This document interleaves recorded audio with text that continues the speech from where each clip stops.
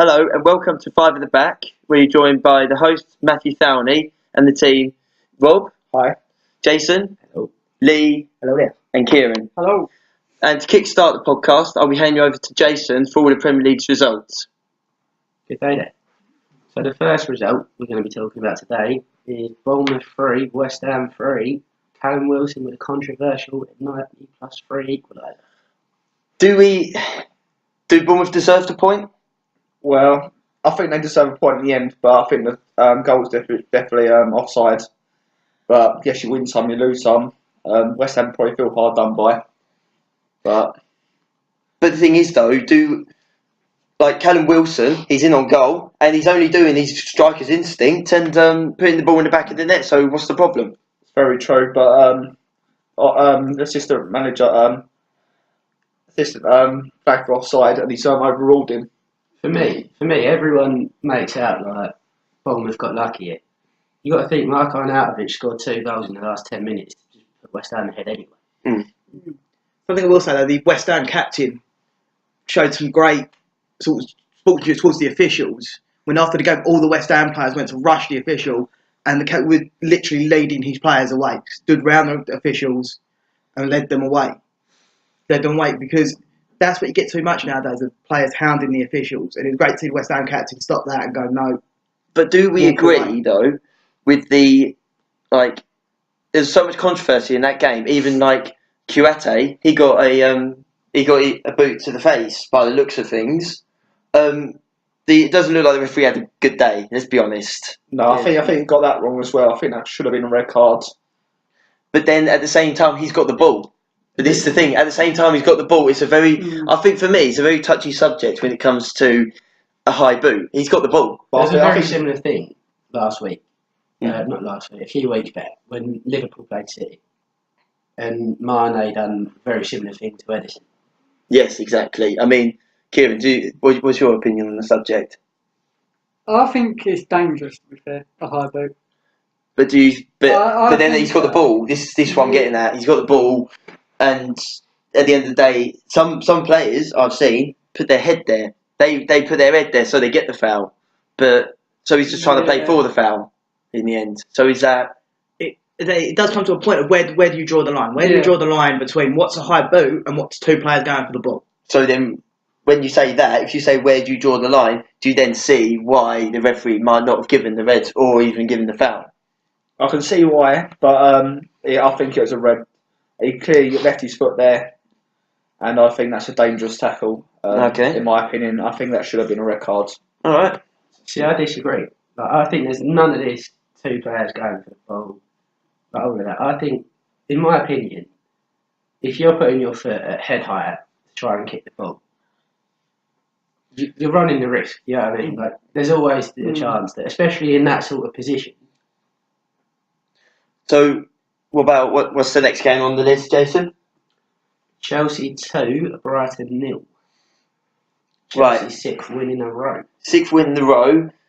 Chelsea is starting to gain some ground on Manchester United now. Yeah. Do you think, at the moment, finishing second, it's not going to be winning the title, but it's going to be like winning the title now? I think so. I think Man City are too far ahead at this moment in time. I don't think no one's really going to catch them. It's definitely, it's now the race for second. There is no... I mean, would you honestly... I think no one seriously is sitting here thinking that City are going to... they're going to have to slip up 18 points for anyone to get above them. Just to even get above them. So...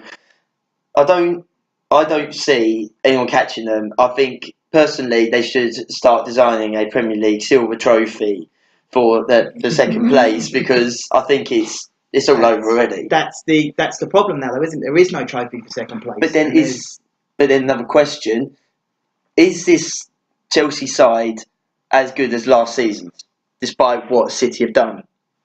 I feel Chelsea are very inconsistent this year compared to last year. If you look at the Chelsea team since Mourinho come back, it's been inconsistent all over. Every single season since then, it's been win 5 on the bounce, lose 10. Yeah. Every year. Chelsea ain't the fools they once were. But then, this is the thing, the likes of Marcos Alonso, Morata, Eden Hazard, Kante, Courtois, Azpilicueta, all of these players have to play really well this year. Would they get in to that Jose Mourinho team that won the title after he left? A lot of them are the same players. A lot of them are the same players, that is a fair point, but what I'm getting at is the way they're playing today, would you put them in over those players? That team won the title at the end of the day. You've got to think, who did Chelsea really lose last season? Definitely. Diego Costa? It's only really been Diego Costa that they've lost. And they brought in Morata. They brought in Morata. Has he fulfilled that price tag? That's a big question. 70 million. I know these days not a lot of money with Neymar going for 198 this summer. Yeah. Is that amount of money? Has he lived up to his price tag? For me, no. You need more goals. Yeah, I agree. At the end of the day, that is what a striker is judged by, is the amount of goals. He's not. I think he's on 10, isn't he? He's on 10 goals. He's in double figures. Halfway through the season, he gets 20 by the end of the season. I think personally, that's good for any striker. We see Harry Kane do that. That's still a good season. A lot of the problem is every striker Chelsea now have is going to be compared to Diego Costa in the sense of the bullish, aggressive forward. The one that DJ Drogba was. Exactly that. Morata's far from that. It's a different type of player. It's more of the run off the back of the player type. What do we have to say about Brighton, though? Have they still got the capabilities to stay in the Premier League next season? You've got to think they're 12th at the minute. They are on a really bad run, though. The really bad run. They are really bad. This reminds me of Hull City when they were first in the Premier League. They done brilliant the first half of the season, beating the likes of like Arsenal, Tottenham. They were beating all these teams they shouldn't be beating. And then after January, it went all downhill when they only survived off like a very slim victory that kept them up at the last minute. So, can we see Brighton going the same way here? On that point, have they got the quality to do the whole season? That's the question we have to ask. Have they got the depth in the squad? Have they got the quality to play loads of games over the whole season with injuries, suspensions? Do they have the quality there still? The question is, have they got the depth? Yeah. I see. That's where you're getting at. So, I personally don't think they've got the depth.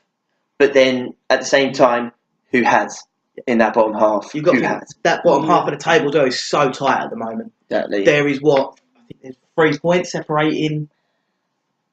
Brighton are in 12th on 21 points, and relegation at the minute is 17. Yeah, exactly. There's 4 points separating 12th from the bottom. So it's. What about you, Kevin? Do you see Brighton staying up still? I personally think they'll go down. You think they're going to go down? I've always said from day one they'll go down. I think they just had like every new promoted team to the Premier League gets lucky the first few games. Yeah. Because then like Huddersfield, they were done pretty well at the first couple of games, and then. Okay. I personally think they'll go down. Right. Go on. So on to Huddersfield. Huddersfield 1, Stoke 1. Tom Ince's first goal. Stoke have now picked up 4 points in their last 2 games after a dreadful run of form, let's be honest. And that's 3 points on the 5 points Super 6 for that game, just saying. As Mark Hughes now, like, his job's safer. It's safer than it was. Then, the 4 points over the last 2 games definitely saved his job. Yeah. I reckon anything less than. He needed at least 1 win in them games. If he came out of anything less than 3 points out of them 2 games, I don't think he'd be manager right now. But when you look at his record in the Premier League, he has managed Blackburn, he's managed Fulham, QPR, he's now managing Stoke. Name any others if I'm not mistaken, but I'm pretty sure that is all of them. He was at Manchester City, he was as well, part of the team that got 5th in the Premier League when they first become filthy rich. But can we honestly see a better manager to take Stoke forward if he was sacked? The problem at the minute is all of the managers Stoke would go for the sort of keep them up managers. You've got to think like Allardyce is taken. But why does Stoke need to stay up? Why do they need to think like that? With this run that they're on, They're flirting with relegation.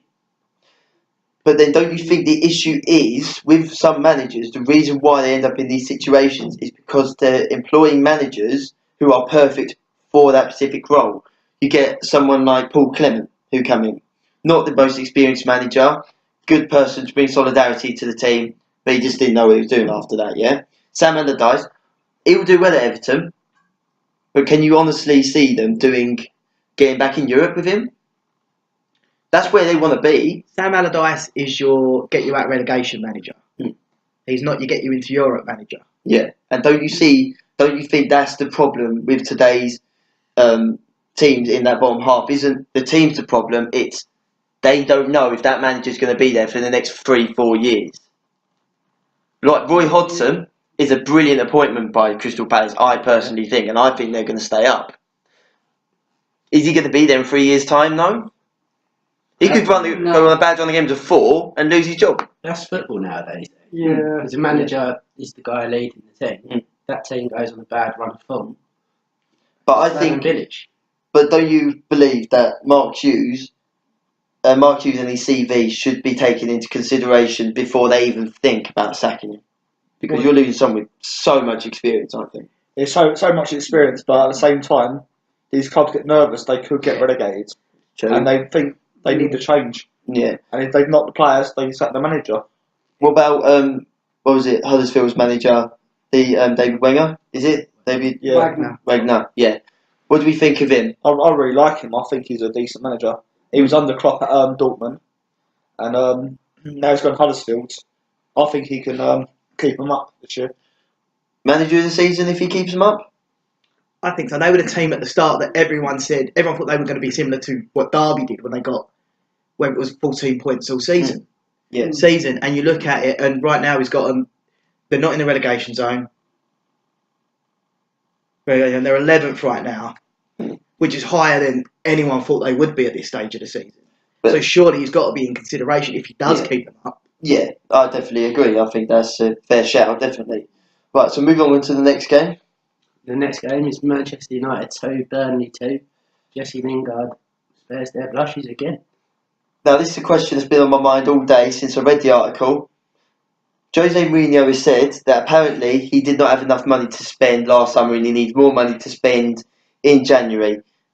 Explain to me how a manager spends over 100 million and apparently that's not enough to spend. Is that showing that there's now too much money in football for some of these managers?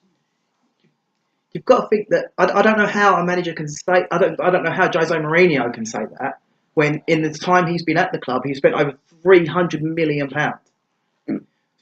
Broke the world transfer record at the time when he signed Pogba. How can you say you haven't spent enough money? You spent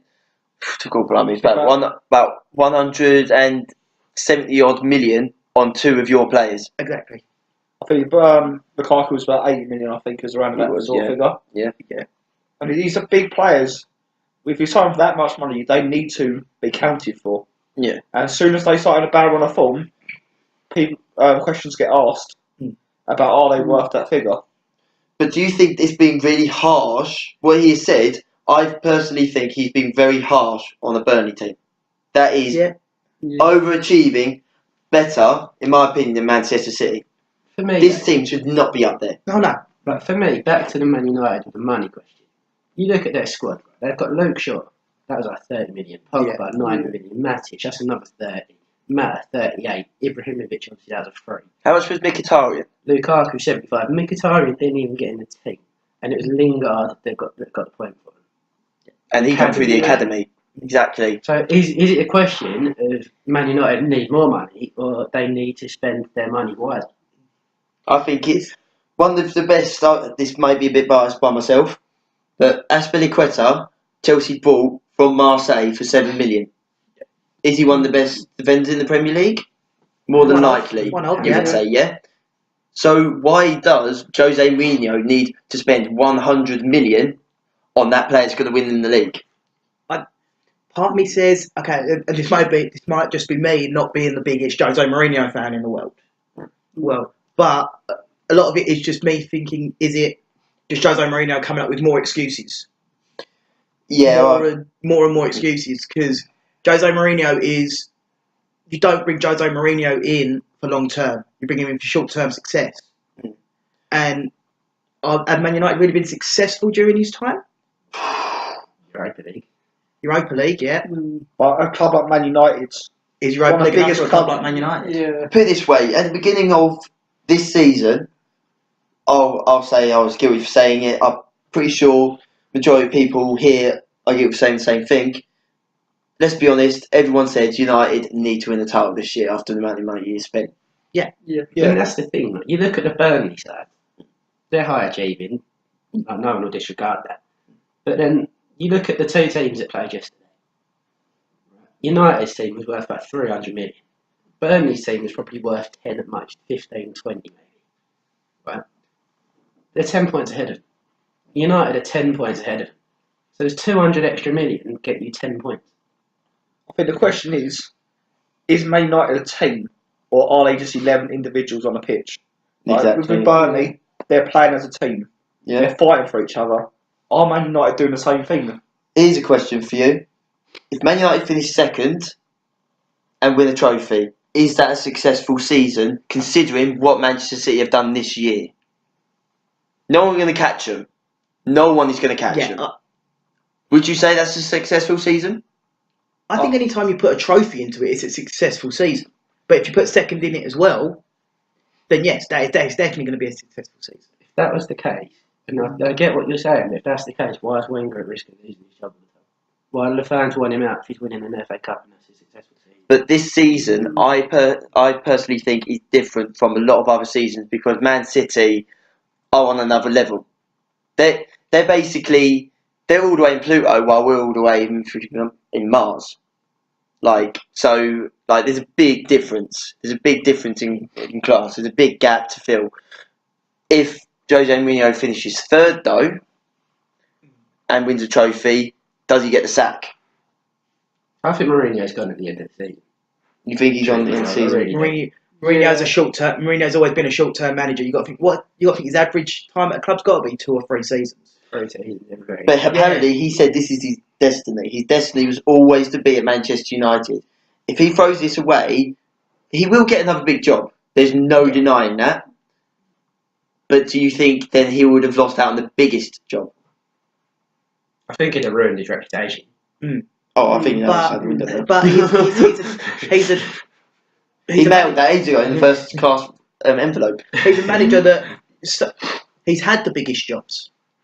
Yeah. He's had the Real Madrid job, the Man United job. What's there left? Barcelona job, maybe? Yeah, it's true. And he probably wouldn't get given that. But, like we said earlier, I think we've got to mention it. Sean Dyche, manager of the season. If they keep this form up and stay around this time, if they're around this spot at the end of the season, definitely. I want him to win it. I personally think he deserves to win it, hands down. Only issue is, if Guardiola's team go unbeaten or they win the league, breaking all these records, then you can't see it happening. But anyway, let's move on to the next game. On to the next one was Watford 2, Leicester 1. Tom cleverly run the game. Have Leicester found the right manager in Club Pure, do you think? I think it's too early at the moment to tell. Yeah. If they give it a few more games, then should have an idea. You think? Whether he was the right appointment. Okay. Or it's been a mistake by Leicester. Okay. For me, this season's funny when it comes to managers because at this time, who's a good manager for a good club? Like you say the relegation clubs when we're talking about Stoke. Allardyce has gone, Pardew has gone, Hodgson at Palace. Well, who's a good manager for Leicester to get? I think Claude Puel, personally, should not have been sacked by Southampton. I think he done a good job with a team that had no longer possessed a team that everyone wanted to buy off of. They had one player left, and now it looks like he's on his way to Liverpool, and that's Van Dijk. Yeah, he is actually. That got confirmed today. Who would you say, after Van Dijk, is a top 4 player at Southampton? The only one you could look towards would be James Ward-Prowse. Yeah. And he's not. Really top 4. No, he's not. I think he could have been a few years ago, but he's not lived up to his potential. But he's doing a good job at Leicester. He's brought the best out of Mahrez, brought the best out of Vardy again. Can we see this Leicester side being a European contender? I'm not saying Champions League, Europa League. Can they become a team that competes in Europa League on a frequent basis? I don't think so. Why is that though? They've got 2 star players, and we've seen some amazing players just do it for one team. Suarez, Bale. We've seen Scott Parker. He led West Ham United out of the relegation zone by himself. Yeah, I see where you're coming from. But I just think there's better teams in the league. You think it's a lot better, yeah? I think there's better teams in the league. Okay. What about Marco Silva? Should he be considered for a top 6 position? He already was. Everton. Yeah. Admittedly, okay, they were in the relegation places, but Would you honestly call Everton a top 6 team though? you've got to think where they're No finishing. offence to Toffees fans, no offence to them, but I honestly don't see them as a top 6 side. I don't know whether you'd class them as a top 6 side, but I definitely class them as one of the bigger clubs. Oh yeah, of course. But do you think that's because they've never got relegated? They were, maybe, but they were out of this sort of modern top 6 that evolved into. They were always a part of that conversation. Okay. But with Marco Silva, do you think he's not going to get Manchester City, he's not going to get a Chelsea job, he's not going to get the Man United job if Mourinho left at the end of the season. Let's be honest there. If Jurgen Klopp left at the end of this season, would you put down on that list Marco Silva? I couldn't see why not. I think he'd go down on a list. I don't know whether he wouldn't be the number 1 you'd go for, but he'd go down on a short list somewhere. I agree with that. I think, he would be on the shortlist. And then for me, if he was to leave Watford with the job he's done there and the whole City. the job he's done at both of them clubs, where's the next step? I The think next step is a Liverpool. Huh? The next step is a Liverpool and Everton. no. Sure. I think there's a lot of managers in danger of this because I think there's a gulfing class between the top 6 and the rest of that league. Remember the season Brendan Rodgers left Swansea for Liverpool. He done brilliant with Swansea, hands down one of the best managers he was in the league, British managers. But he jumped from a team that he brought up to a team that's competing for the Champions League, and he done a good job there. He done a good job at Liverpool because he competed for the title in one season. Yes, okay, he needs to add defence. It didn't work. There's a lot of managers that made that jump. To add to what you just said, you got to think of Roy Hodgson at Fulham. Roy Hodgson at Fulham led them to the Europa League final, Jump to Liverpool. And was out without the job within 6 months. Okay. So Marco Silva, what are we saying? Do you think next season can we see him at a big club? If the jobs were available, would you take him on? I would. You'd take him on, yeah? I personally wouldn't. But I don't think he should have ever got a Watford job. Fair play. Personal opinion, because I think when he was managing Hull, we got him relegated. I mean, Crystal Palace smashed them 4-0, second from last game of the season. I just personally don't think he really improved. They scored a couple of goals under him. I don't think he's proved himself long enough. Okay, fair point. Personal opinion, but yeah. Fair point. Yeah. So we have to move on. So the next game on the list is Everton's 0-0 draw with West Brom. I think we're going to safely confirm that a good performance by both goalkeepers. Good performance by both goalkeepers, yeah. Strikers were a bit off today. Yeah, strikers were a little bit off today. Marcus Rondon, I was about to say. Yeah. Rondon was not his best performance, and Wayne Rooney, did he play? Rooney, did he play? Very good question. Didn't know. But no, I think Everton need to. I think there's a little bit too much dependence on Wayne Rooney for the goals in that department. Speaking of Rooney not playing, the man that did make his return, Yannick Bolasie, started the game. But do we think that in January they need to sign someone, a striker? Because defensively, let's be honest, a few years ago I would have taken Phil Jagielka and Ashley Williams at the back. Oh yeah, hands down. I think they do need to sign a striker, to be honest. Because you've got to think they're playing Calvert-Lewin up front every weekend. Yeah. Best youngster in the world, mate. Don't get me wrong, he's not a bad player. I'm not even an Everton fan, I'm saying. He's not a bad player, don't get me wrong. When you've got Sigurdsson behind him, Rooney, Schneider, and whoever else, all behind him. Is a little topic for you though. Gylfi Sigurdsson, most overrated player in the Premier League. Yeah or nay? I think he's a good player, but I think he is overrated. Yeah.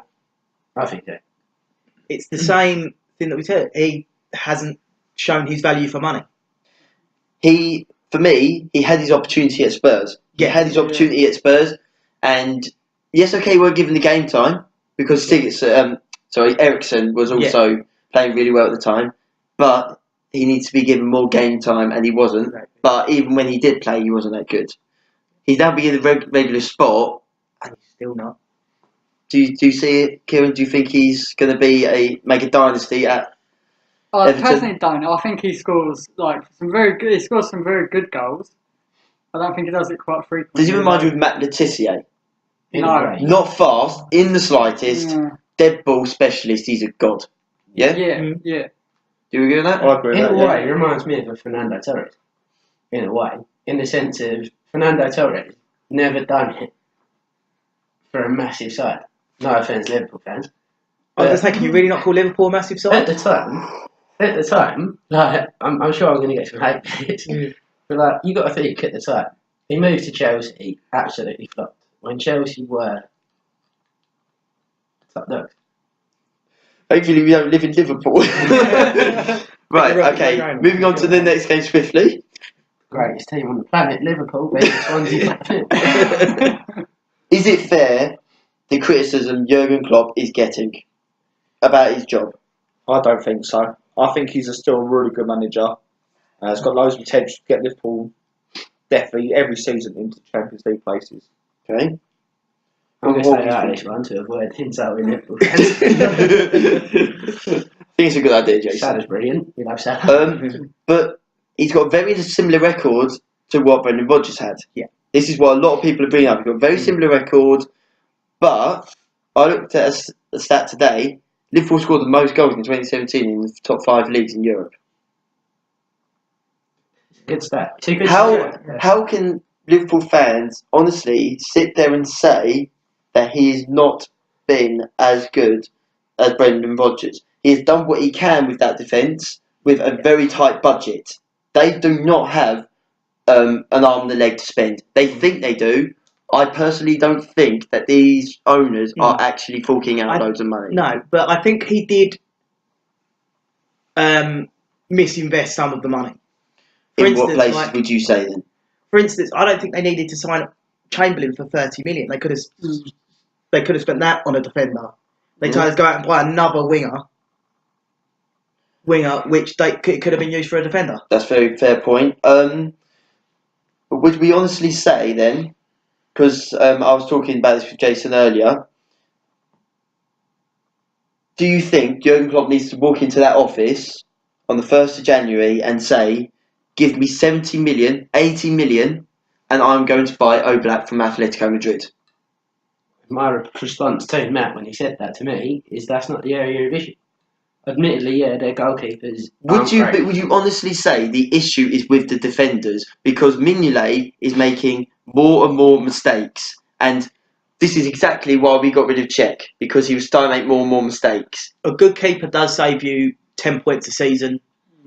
A good keeper will do that. He will. You do need a good keeper for that. But then, To admittedly, truly push forward. You need a good 3 players ahead of him. And at Liverpool, you've got to think Moreno. Dejan Lovren, I still think he's got the talent, but he's highlighted too much for those odd mistakes he's making. Those odd mistakes he's making, he's getting too much criticism. Simon Mignolet, I personally think if you've got a better goalkeeper behind you, then they won't concede as many goals. They kept a clean sheet on the weekend as well. People were forgetting. They kept a clean sheet again. They're keeping more clean sheets, they're getting more clean sheets. It's good. So then back to your point, if they're getting more of these clean sheets, why do they need £80 million on Oblak? Because Simon Mignolet is a bottom half goalkeeper. No offence to Simon Mignolet, but he's a bottom half goalkeeper who come from Sunderland and made that big jump like a lot of managers have. But do you reckon? I agree with that. But do you reckon the defence and the team have lost faith in Mignolet? Or do you think it's been bad defending that's let so many goals in? You think what you're saying is the back four are nervous every time a team comes at them because they're not sure if they take a 30-yard shot that he's going to save it now. Yeah. Do you think That's a good point. it puts more pressure? Arsenal-Liverpool, 3-3. That shot from Xhaka, Mignolet should have done a hell of a lot better. That was a goal that should not have gone in. Yeah, exactly. All right, so moving on to the next game. Moving on to the next game was Tottenham 5, Southampton 2, record-breaking Harry Kane. Well, we've got to say congratulations to Harry Kane for beating Alan Shearer's record. Not only just beat it, he smashed it. He absolutely destroyed it. Is he the best Premier League striker in the history of the game? History of the game? I don't think so. I think there is better ones out there, but he's definitely Best Premier League striker or best Premier League strikers. You got to think.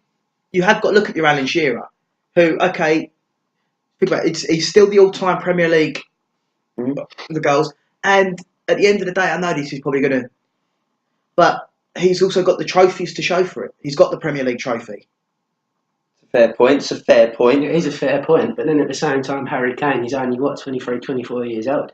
He's still got another 10 years left in that 10, career. 10 years at the top. And with the game evolving, he's probably got another 12. Yeah. But that's my point. Is he the best Premier League striker of all time right now? Probably not. Will he be? Probably, maybe. Okay, here's another question for you. Is he the best out-and-out striker the Premier League has ever seen? I think so. Someone that is going to sit in the box, and when that ball gets to him, let's be honest, let's sit here now. In the last 3 seasons, when that ball has hit Harry Kane's feet, everyone's who don't support Tottenham, everyone's heart's gone that little bit faster because you're like, don't you put that in the back of the net. Is he the best out-and-out striker? For me, he is. The guy scored 8 hat-tricks in 2017. But is he the best in Premier League history for you? For me, Premier League history, I think he's definitely up there with the likes of Didier Drogba, Thierry Henry. He's up there. I think he's definitely top 3. He's definitely top 3. For me, there is 2 strikers, for me, who I would say, give it another season, he does it another season, I will easily say Harry Kane's one. He's one of the best up there, and I will say in history he is the best if he carries on the way he's going. But in that many seasons does Harry Kane need? Everyone said 4 seasons ago. Hang on a minute, because there's two strikers, one of which he did do it in 1 season, but I've not seen a better striker in Premier League history who's ripped teams apart that easily. But the other one, and he's done it over a sustained period of time, and I mean, look at his record, it speaks so many volumes, is Sergio Aguero. Yeah. He scored over 100 goals for Manchester City. He's their all-time leading goal scorer. Yeah. He's helped them to the semi-final. He's won the FA Cup. He's won Premier League. He's won nearly 9 on everything. If he finished his career now at Manchester City, he will be seen as one of the best Premier League strikers in Premier League history. And the other one, he only done it over 1 season. This one thing I regret about Suarez leaving Liverpool, Luis Suarez. The season they nearly won the league, was he, the way he was playing, was he the best striker we'd ever seen? Well, I think you've got to look at it. He was a very good striker. Yeah. I think if it weren't for him, then there's no way that Liverpool would have even been close to winning at all, I don't think. Yeah, I think he put them on the map and went, actually, Liverpool got a chance this year because of him. Okay. But would you say then that Luis Suarez, because of that influence, he was as big for Liverpool as Tottenham liability was for Gareth Bale? Was it as big? I think so. I think Bale done really well for Tottenham and got his big move to Real Madrid. Yeah. And Suarez done the same, proved himself, got a transfer to Barcelona. So with all of those liabilities and everything all together, don't you see that as the same as Harry Kane? If he leaves to go to Manchester United, Man City, he could go abroad to Real Madrid, Barcelona, he could go Bayern Munich or PSG. If he leaves Tottenham, how many points a season do you think they are then losing? Harry Kane's problem, if he leaves Tottenham, at the minute he is the main man. Yeah. Right? Yeah, okay, they've got Ali, they've got Ericsson, whoever else. But Harry Kane is the top dog in that side. His problem is, if he goes to City, I'm not going to say he's playing second fiddle to Aguero, but he's not the main man up front. United, he's got Lukaku and Ibrahimovic to contend with. At the minute, he's got Fernando Llorente. Ibrahimovic is getting old though. If he went to Man United, he could form a middle partnership with Lukaku. That's my. He's not going to go Arsenal. No. I think we know that. No, that's my issue with. Even though he is an Arsenal fan, but that's a different point. Not very big. Anyway, that's my sort of issue with Tottenham is the fact that they've got a small window of to do something, to win a trophy, because soon you're going to get likes of Harry Kane and Dele Alli start to go. Is it worth it? Is it worth it? Where's the medal? Where's the trophy? Where's the trophy? They've got a new stadium on the horizon, which they've got to pay for in some way. Arsenal know it. Loads of clubs know it. When they buy the new stadium, the transfer budget ain't what it was. Do you think then, like Alan Shearer, when he moved from Blackburn Rovers, he went to Newcastle, and at the time Newcastle had a lot of money. They broke the world record transfer fee to get him. So it was a lot of money. It was a big statement. At the time, everyone said that is a good move for him.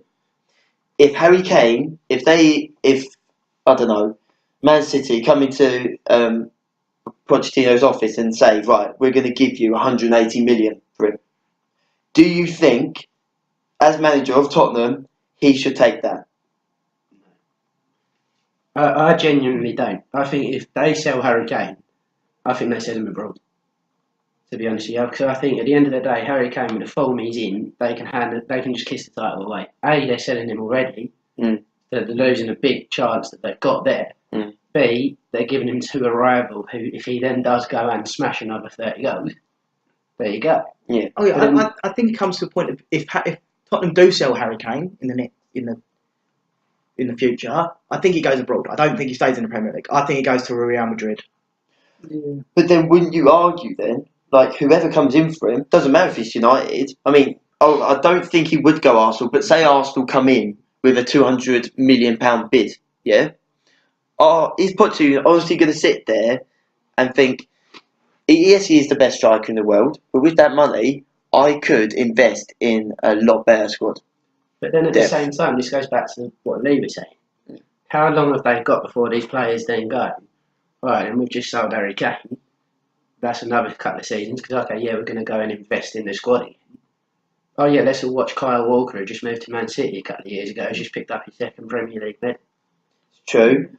Okay, so is a question for you then, moving away from if he went to a Premier League side, if he does leave, where is the best place for him to go for his career?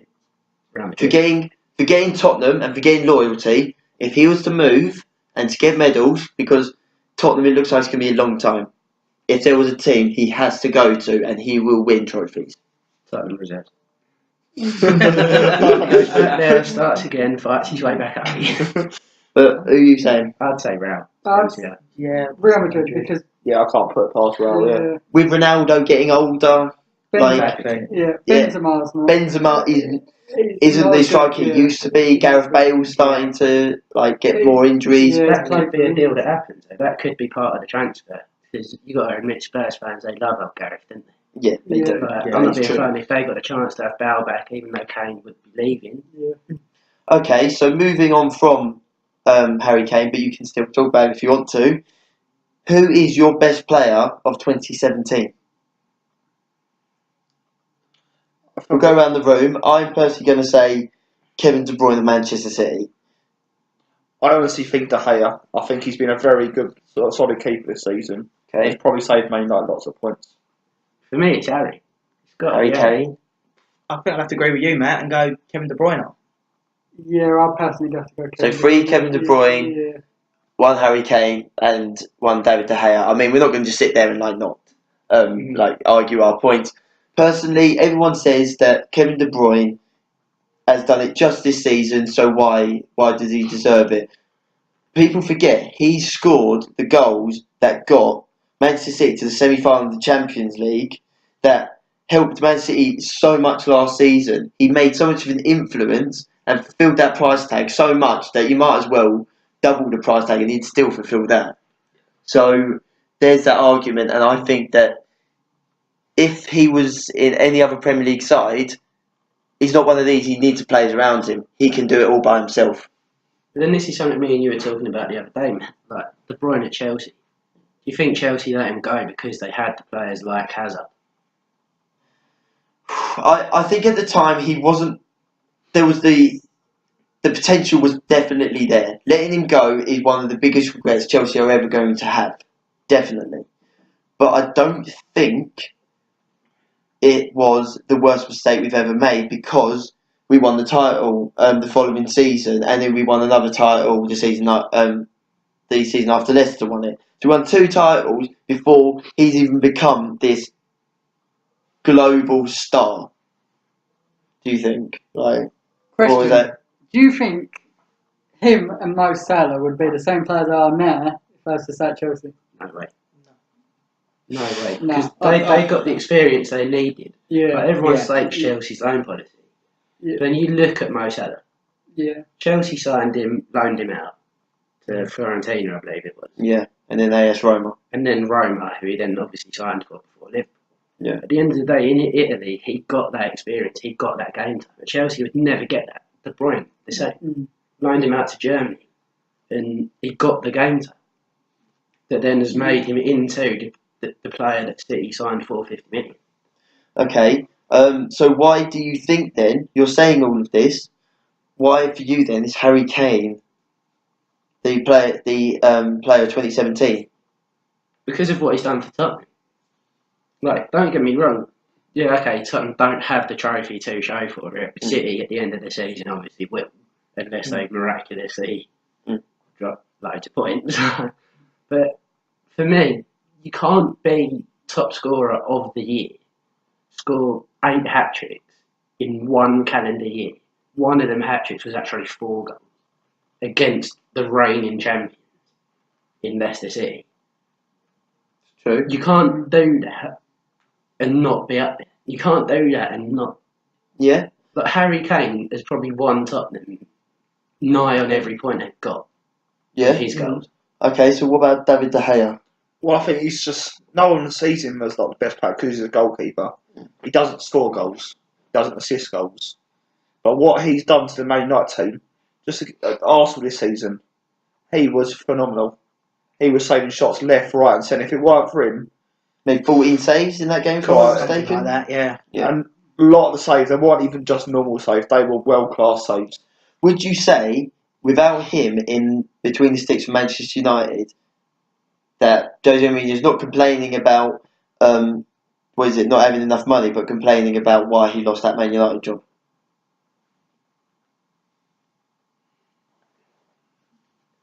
It's a good point. Yeah, it's a good question. Yeah. Do you think he saved him that job? I think so. He's one of the best players. He is probably the best player on that team right now. Saved him countless points. But yeah, probably would. I think. I don't know where. Because, don't get me wrong, you could say that about a lot of keepers. Like Tom Heaton, you could say that about for Sean Dyche, you could say about a lot of them, and that's a fair point. But David De Gea has not made as much of an impact as all of these other goalkeepers have, and that's what makes him different. He is that influential in the games. You could be winning 1-0, and throughout that entire game, he will be saving every single shot in that game. Does that make him then the player that Manchester United can't afford to lose as much as Harry Kane can't afford to leave Spurs for Pochettino? See, I think that goes back to Mourinho's comment about the money, with De Gea being the best player, like we've all just said, on that team. I think that goes back to the money question because at the end of the day, there's a 90 million Pogba, a 75 million Lukaku. How much is De Gea worth? In this day and age, you can't put a price on it because De Gea, like we just said, is saving Mourinho's job. And what is the record at the moment for a goalkeeper? I Can't believe quite it's remember. 30 million. Is it still 30 I think million? it's 30 million for Buffon. Is it still Yeah. 30 million for Buffon? Wasn't Yeah. Edison more than that? No, it was. Yeah. Yes, no, Yeah. 34 million for Yeah. Edison Yeah. from Benfica. 34 million. You've got to think they did have the agreement with Real Madrid for De Gea as well. Wasn't that for something like 50 million or something of that? That would be a lot more now. Yeah, it'll be a lot Yeah. more now. Exactly. That's my point. Yeah, but out of those three players, so Kevin De Bruyne, Harry Kane, and David De Gea, out of those three players, who's the team that can't afford to lose that player? If they lose that player, they can forget about their objectives for that season. I think you've argued your own question and said De Gea's got the Man United team. But then, would you say that without Kevin De Bruyne in that team, they would be how many points clear they're going to be at the end of the season by the looks of it? For me, I wouldn't, because they've got Leroy Sané, they've got Sterling, they've got Bernardo Silva. But then, what did you argue earlier? Harry Kane's won the majority of Tottenham's points. If you took Harry Kane out of that team for 2017, would Tottenham be in the top four? Exactly. So I think these three players make as much influence as the next guy. But who would you say out of them three players you can't afford to lose? You just can't. If you lose him, I personally think Man City can't afford to lose. De Bruyne. Yeah, so I think he makes all the other players better. Yeah, I'd agree with that. Yeah. Definitely. What about you, Lee? It's hard to argue the point that we're making about De Gea. But De Gea saves so many points. You put who's Man United's sub goalkeeper at the moment? Sergio Romero. Sergio Romero. You put Sergio Romero in that goal. How many? He's not the best of keepers. Well, Yeah, how how many- many said the other week How many they lost. goals does he let in? 2-1, didn't they? Lost. Yeah, Yeah. So he was in goal. Exactly. Jason? For me, I'm probably saying Kane. Truth be told, I Okay. reckon. Rob? I'd say De Gea at Man United, but you have to look at it with Harry Kane out of the Tottenham side. Will they do that well? And I don't think so. So Okay. De Gea's got a good shout, but so has Harry Kane. Okay, and then this moves us on perfectly for your pick of the season. Who do you think at the end of this season will be Player of the Year, Football Writers Player of the Year? Who do you think that is going to be? Kieran? I'll go again with De Bruyne. You're going to go with De Bruyne? I'm going to go different from my pick for anything this year. Mo Salah. Mohamed Salah, yeah? Mo Salah. I think Raheem Sterling. Raheem Sterling. I might have to go for Firmino. Roberto Firmino, yeah? Right, this is going to be rather interesting. I'm no longer the most hated Liverpool person. Right, so I'm going to go for there's a bit of a choice in there. No, I'm gonna say Kevin De Bruyne because he's hogged all the headlines so far this season, and I do think that if he carries on playing the way he does, he'll do what Luis Suarez did when he won the Il Triangle every single trophy. But why? So why Mohamed Salah? Why Mohamed Salah? You've got to look at the goals he's scored so far this season. That Liverpool team helps him a lot. It's pacey. It helps him a lot on the counter attack. But that Mohamed Salah, when he was signed, I think he has been signing of the season, and the amount of goals he's helped Liverpool with, and nobody expected it of him. Nobody expected when he signed. When Liverpool signed Salah, everyone went, "Why have they bought Salah? He ain't going to do nothing." And he's Do you think the style of football suits him though? oh yeah.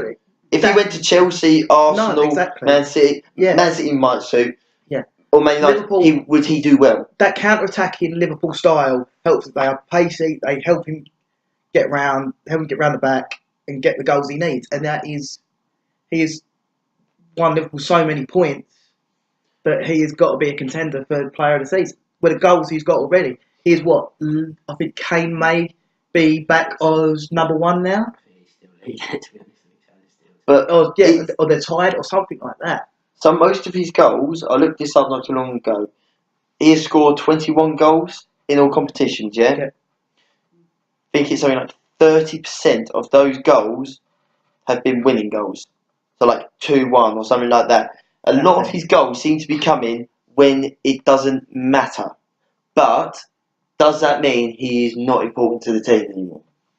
For me, I think in a way, yeah, okay, I get what you're saying about 30% of winning goals and the rest ain't. But then at the same time, Liverpool, like we said earlier, are winning 5-0, 4-0, 3-0.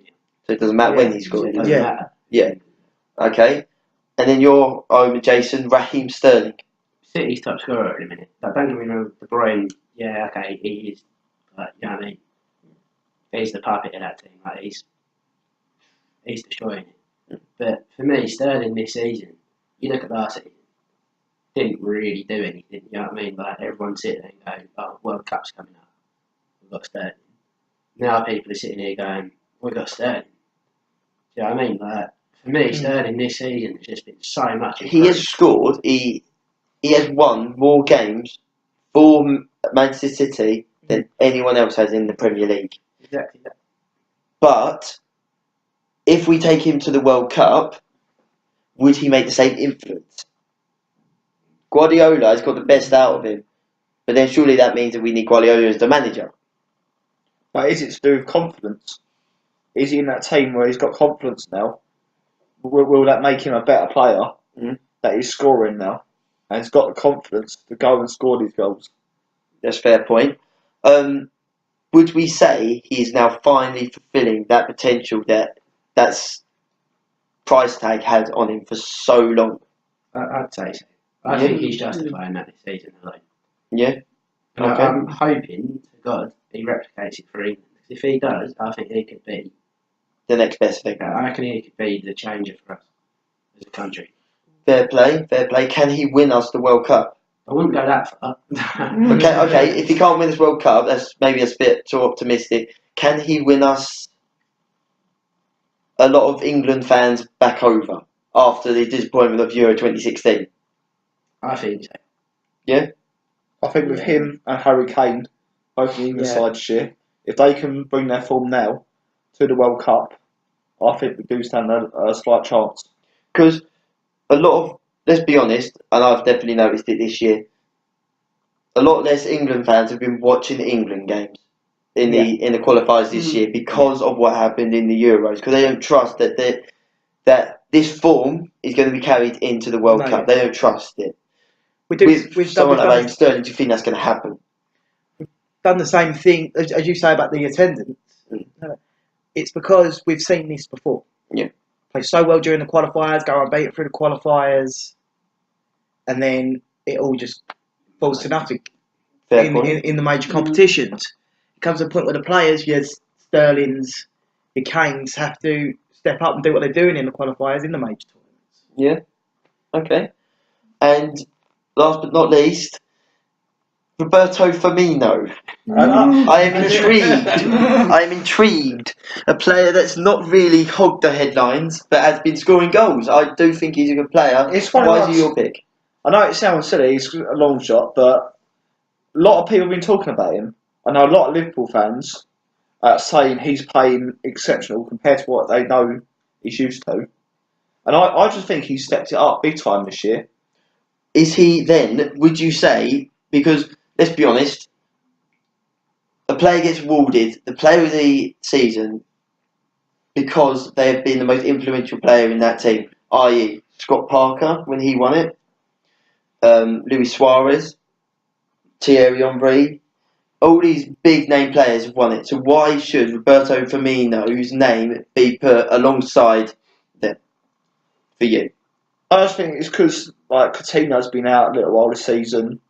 They've had quite a few injuries, and he's picked the team. I think he's carried that team along with Mohamed Salah as well. I think he's stepped up this season. I think his goals have been crucial to their winning matches.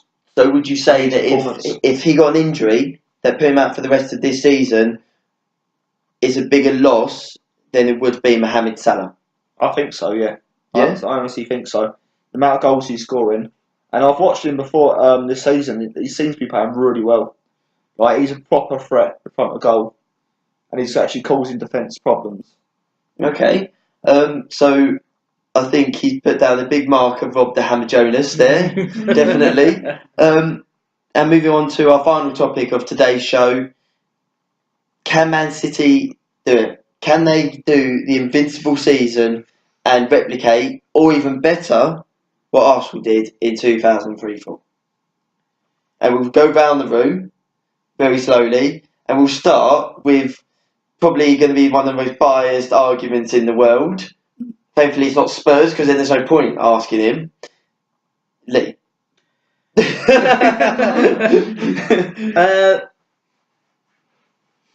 I think they definitely can. They definitely can. It's a big fear of mine that they're going to. I think they are. Why is it a fear though? Why have you got a fear of them replicating it? Is it because you want to be the only team to ever do it in the Premier League? Everyone wants that sort of Yeah. outcome. If you're a fan of a team, you always want your team to be the only one to do something. Yeah, that's true. I think they can. I think they probably will. If I'm honest, I think the only way I can see them slipping up is a silly game against someone like a Huddersfield or someone that you don't expect to beat them, and they'll go to that game thinking they'll win. But do you think that's something that Guardiola's installed into this Manchester City side? Don't go into games thinking that 3 points is all yours already. Exactly. But I still see that being the only way. I think because they'll go into these big games against your Man United, your Chelseas, your Arsenals, and your Tottenhams, and they'll be up for it. They've got such a good team mentality about them at the moment that I don't see them losing the big games. So I think the only way they slip up now is against a team you don't expect. Okay. What about you, Rob? What was your take on it? I agree with Lee. I think definitely they can do it, but I don't think I can see them slipping up. I can see them losing a game, like Lee said, like a Huddersfield, so someone, or even even one of the big teams like a Chelsea or Liverpool. I've got a feeling they might slip up somewhere. Do they have, though, throughout this side, I said at the beginning of the season when this run was going on, but they've proven me wrong so far. Do Manchester City have the depth there, Jason? Do you think Man City got the depth to, if Leroy Sané, De Bruyne, Edison gets injured, do you think they've got the depth to keep this this unbeaten run going until one of those players comes back, or if they don't come back? See, for me, I think going forward, yes, they do, because I think, okay, like you said there, Sane, if he gets injured, they've got Bernardo Silva, another talent. Sterling gets injured, they've got De Bruyne who can go out wide. Like literally, going forward, they've got replacement after replacement after replacement. Yeah. I think the problem comes if Edison gets injured. They're welcoming back Claudio Bravo, who last season in the cup this season he has proved that. I think this might be a bit harsh on him. He's proved that he might not be the most reliable keeper when it comes to sustaining their unbeaten run. I mean, what do you think, Kieran? Do you think that if any injuries happen in that City side, do you think they could still maintain that unbeaten run? I reckon I could, yeah. Yeah? Yeah, personally. I just think the whole team's pretty solid. Okay. I don't really think they need to rely on a goalie that much. Personally, I just think because all the other teams playing so well. What about the quadruple? Can we see them winning everything and Guardiola sitting there and round his beds, he's kicked the missus out of bed and he's cuddling up with 4 trophies? For me, it's as you said just then. Their performance. Or cuddling up with 4 trophies and his missus out of bed. To be fair, I don't think anyone would kick Guardiola. But it's like you said before. Like their performances in the cup, they've gone to penalties with Wolves and Leicester. Yeah, exactly. It's been proven they are a beatable side. They lost their last group game in the Champions League. They are not an unbeatable side in Europe. They're not an unbeatable side in a cup. As you said, they've gone to penalties twice now in cup games. But do you think? I think this is something that a lot of people don't think about. Yes, okay, they've done this unbeaten run, but they've done it in the honeymoon side of the Premier League season, of the 2017-18 season. the side that doesn't have.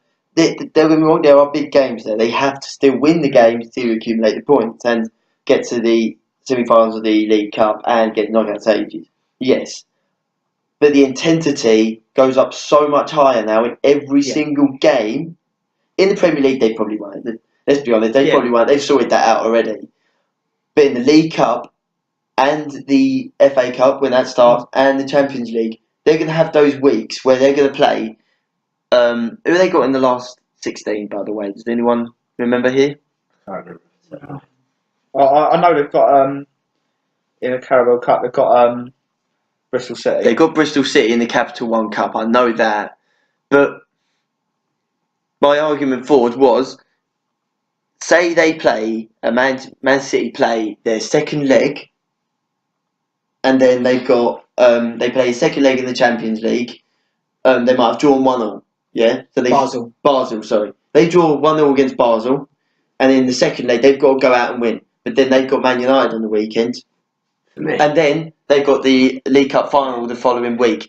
What does Guardiola do then to make sure this quadruple can still happen? Going back to the thing about can they do the season unbeaten, just quickly, you're saying about coming into the latter end of the season.